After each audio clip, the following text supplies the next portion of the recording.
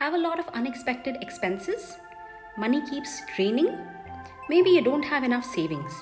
If that's the case, you need to watch this ritual and start doing this. This ritual is very easy and effective. You need to do this once a month. You have to do this on the first Friday after full moon. For this ritual, you need only two things. First is a red color cloth. Second, you need a red rose.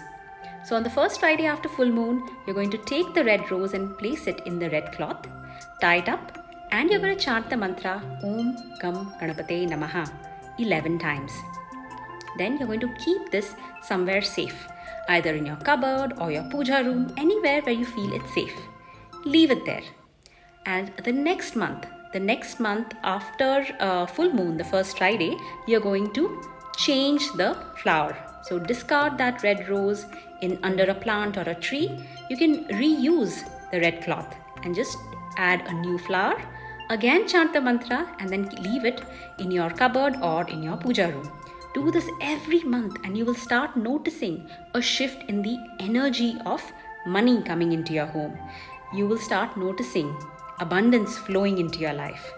Share this video with your friends and family, and don't forget to share your success story with me very, very soon. Good luck and follow me for more such rituals.